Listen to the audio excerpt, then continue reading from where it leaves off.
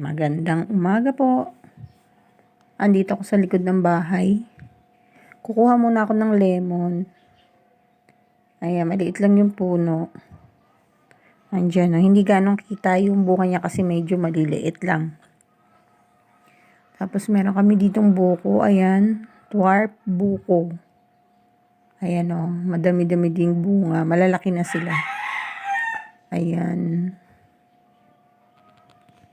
Pero itong kukunin ko, makakukuha lang ako ng ilang piraso. Hindi ako kukuha ng madami kasi hindi naman namin mauubos. Sayang lang pag pipitasin natin kasi mabubulok. Ayan. Kumuha lang ako ng 5. Gusto to ng anak ko pang juice. Ayan.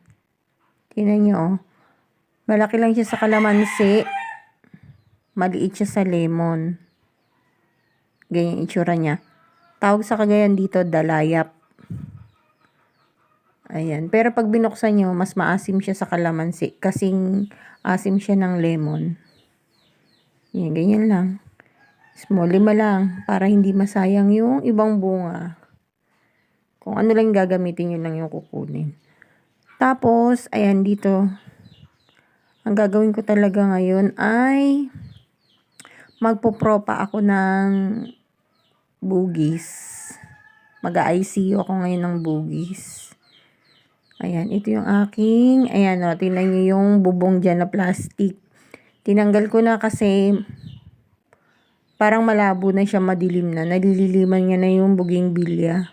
Para na siyang bubong talaga kasi dun sa alikabok at saka sa dumi ng dahon, naging malabo na siya. So, yung sikat ng araw hindi na ganong napupunta sa kanila. Nalililiman na sila. Kaya tinanggal ko, papalitan ko na. Tapos ito, ayan. Dito ko kukuha ng pang ICU. Mamaya, ayan o. Kasi mahaba na sila. Lumago na sila nung nakaraan. Sobrang lago na nito. Ayan. Nung naputol ko na hard pruning, ayan na naman sila. Ang hahaba na naman. So, magpuputol na naman ako ulit. Ayan o. Pero hindi lahat puputulin. Kukuha lang ako ng ilan kasi hindi ko kayang mag-propa ng sabay-sabay at marami. Kailangan pa ilan-ilan lang. Ayan, ito. Nag-prepare na ako ng cups na may bulok na ipa. Ayan. Ayan, bulok na ipa yan. Nilagay ko muna dyan kasi binuhusan ko siya ng tubig para basa sa loob. Yan, pinapatining ko lang. Para mamaya pag sinuksukan ng cuttings, hindi naman siya basang-basa. Ayan, hintayin ko lang yan. Medyo bumaba yung tubig. So, meron akong video na pwede kayong gumamit ng kokopit kung walang ipa. Dahil wala akong kokopit ngayon, ito ang gagamitin ko. Bulok na ipa. Ayan, so ito dito kukuha ng cuttings. Ayan. El Tinto ito. Maganda yung dahon niya. Ayan, na dahon pa lang panalo na sa ganda. Lalo pag nagbulaklak pa yan. Yan. So, kukuha lang ako ng ilan. Ayan, ganito. Ganda, diba? Ganda ng dahon. Ayan, tapos punta tayo doon. Maaraw na. Kuha pa tayo ng iba. Ayan, at ito na nga yung aking naputol. So, 4 lang. 4 na variety lang yung kinuha ko. Ito ay Sophia Indiana. Itong isa, Big Honey. Ito ay Ruby Flame. At yung El Tinto. Ito yung El Tinto. Ayan. Ayan lang ang kaya kong ipropa ngayon. Kasi pag madami, sayang. Baka mabulok lang. O kaya matuyot. Hindi ko kakayanin mag-propa ng marami kasi ako lang mag-isa. Masasayang sila. Ayan. 4 lang na variety. Susunod naman na araw yung iba. Pag sinipag ulit. Yung iba sa susunod na araw. Every other day na lang. Para hindi masyadong pagod. Ayan, tatanggalin lang natin yung dahon.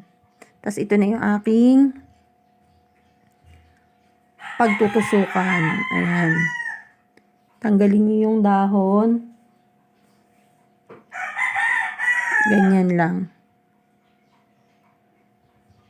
Tapos, ito na, gagamit ako ng stick. Ayan, pangtusok ko doon kasi pag na-compress nyo na yan, tumitigas yung ipa. Ayan, para kapag tinusok natin yung cuttings kapag malambot, hindi siya mababali. So, ito kagaya nito. Lalo pag yung talbos, nababali kasi yung pinaka-tangkay niya. So, pag ganyan, mabilis na siyang ibaon. Ayan o. Ayan. Tapos, press nyo lang ulit. Ayan, para mag-intact yung cuttings na itinusok nyo dyan at para hindi siya gagalaw-galaw. Ayan. Ganyan. Pagtas niyan, gagawin natin ay lalagyan ko na siya ng pangalan yan. Medyo malabo kasi brown yung ginamit kong pentel. Ayan. Hindi naman yan mabubura. Tutusok ko na dyan kasi mahirap maglagay ng ID kapag marami na silang lahat at nagsabay-sabay na. Malilito na kayo. Tapos niyan, lagyan ko na siya ng plastic. Ang gamit kong plastic ay 5x8.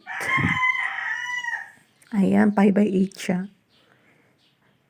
Yan, itakip nyo lang yun dyan sa may baso, sa cups. Ayan.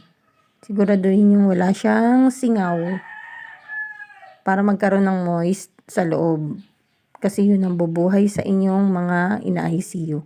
Tapos lagyan natin ng rubber band, goma. O kaya talian nyo na lang kung wala kayong goma. Basta ma-sealed nyo sila. Ayan. Ganyan lang. Ayan na. Ayan na nga pag-ICU. Ayan. At ito na silang lahat. Kasi pag binidyo ko, sila lahat masyadong mahaba. Ito na yung na i-ICU ko ngayong araw. Tapos, lalagyan nyo ng date. Para ma-check nyo siya kung kailan nyo pwedeng tingnan. Ayan. Ayan silang lahat. Ganyan lang mag-ICU. Pag di nyo kaya, wag na kayong mag-cut ng madami. Kung ano lang yung kaya nyong itanim, yun lang yung putulin nyo para mas may chance mabuhay yung inyong mga in-ICU. Okay, yan lang po muna sa ngayon. Till next video.